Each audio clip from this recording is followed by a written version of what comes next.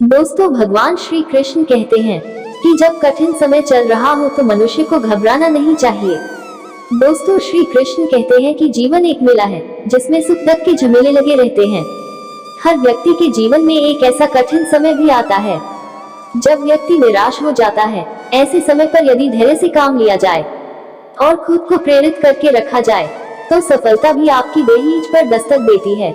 भगवान श्री कृष्ण ने श्रीमद्भागवत गीता जी के निर्मल ज्ञान प्रकाश से पार्थ की परेशानियों का मिटाया था। जो अपने कर्म के फल के प्रति आसक्ति को नहीं छोड़ सकते, ऐसे व्यक्ति अपने मार्ग से कोसों दूर हैं।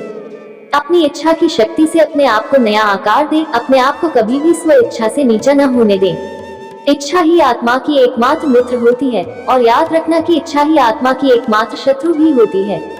जिन्होंने खुद को जीत लिया है उनके लिए इच्छा एक मित्र है, लेकिन यह उन लोगों की दुश्मन है जिन्होंने अपने भीतर आत्मा को नहीं पाया है। सबसे अधिक वास्तविकता उन लोगों की चेतना में प्रकट होती है जिन्होंने खुद को जीत लिया है। शांत मन में, ध्यान की गहराइयों में आत्मा स्वयं को प्रकट करती है। स्वयं के माध्यम से स्वयं को देखकर एक आकांक्षी पूर्णता के आनंद और शांति को जानता है। श्री कृष्ण कहते हैं, यदि कोई भी मनुष्य जो अच्छा काम करता है उसका कभी भी बुरा अंत नहीं होगा, न तो यहाँ और न ही आने वाले युग में। गंभीर तपस्या और ज्ञान मार्ग से ध्यान श्रेष्ठ है।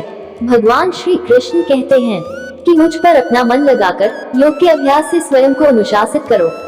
मैं उन लोगों के लिए हमेशा मौजूद हूँ और हमेशा रहूंगा जिन्होंने मुझे हर प्राणी में महसूस किया है। व्यक्ति जो चाहे बन सकता है यदि वह विश्वास के साथ इच्छित वस्तु पर लगातार चिंतन करे। मन बहुत चंचल है जो इंसान के दिल में उथल पुथल कर देता है। जैसे वे मेरे पास आते हैं वैसे ही मैं उन्हें ग्रहण करता हूँ। सभी पथ मानव को मेरी ओर ले आते हैं।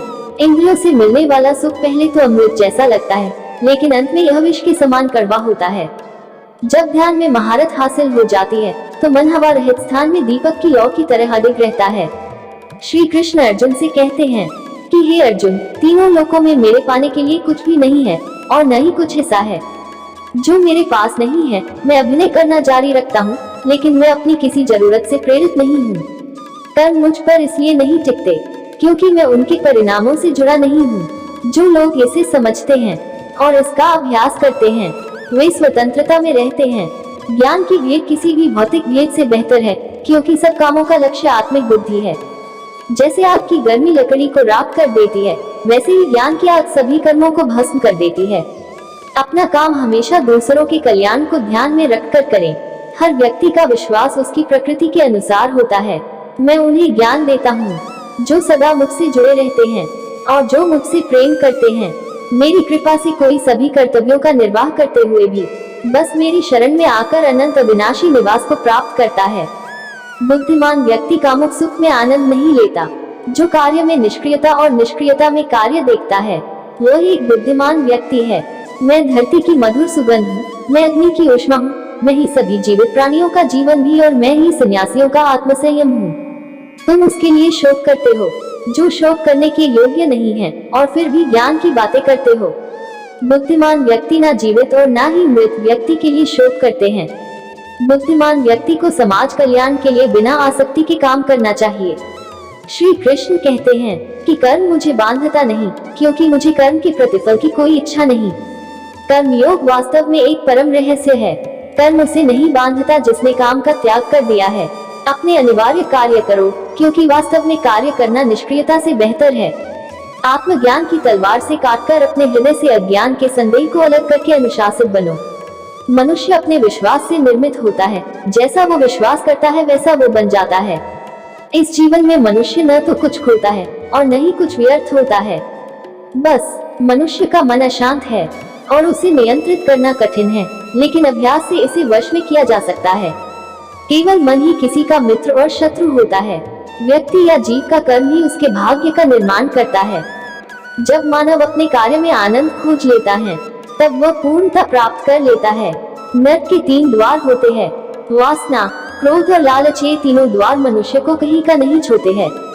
क्रोध से भ्रम पैदा होता है, भ्रम से बुद्धि व्यग्र होती है, जब बुद्धि व्यग्र होती है तब तर्क नष्ट हो जाता है, जब तर्क नष्ट होता है तब व्यक्ति का पतन हो जाता है। सदैव संदेह करने वाले व्यक्ति के लिए प्रसन्नता न इस लोक में है ना ही कहीं और। मन की गतिविधियों, होश, श्वास और भावनाओं के माध्यम से भगवान की शक्ति सदा तुम्हारे साथ है और लगातार तुम्हें बस एक साधन की तरह प्रयोग करके सभी कार्य कर रही है। ज्ञानी व्यक्ति ज्ञान और कर्म को एक रूप में देखता है, वही सही मायने में देखता है। प्रबुद्ध व्यक्ति के लिए गंदगी का ढेर, पत्थर और सोना सभी एक समान होता है, क्योंकि मंद बुद्धि वाले मनुष्य के लिए तो सब बराबर होता है। निर्माण केवल पहले से मौजूद चीजों का प्रक्षेपण है। उससे मत डरो जो वास्तविक नहीं है, न कभी था, न कभी होगा। जो वास्तविक है वो हमेशा था और उसे कभी नष्ट नहीं किया जा सकता। जन्म लेने वाले के लिए मृत्यु उतनी ही निश्चित है जितना कि मृत होने वाले के लिए जन्म लेना, इसीलिए जो अपरिहार्य है उस पर शोक मत करो। जो मन को नियंत्रित नहीं करते उनके लिए वह शत्रु के समान कार्य करता है। दोस्तों, श्री कृष्ण के इन विचार से आपको काफी कुछ सीखने को मिला होगा। अगर आप चाहते हो कि आपको और भी ऐसी श्री कृष्ण के बताए हुए मार्ग मिलते रहे, तो आप बिल्कुल सही चैनल पर हैं। इस सकारात्मक विचारों को सुनने के लिए और आपका कीमती समय देने के लिए दिल से आप सभी का धन्यवाद। दोस्तों, आपको हमारे इस वीडियो के माध्यम से कुछ भी प्रेरणा मिली हो तो हमारे चैनल को सब्सक्राइब करके बेल आइकॉन को जरूर प्रेस करें, ताकि हमारी नई वीडियो का नोटिफिकेशन आप तक सबसे पहले पहुंचे। धन्यवाद।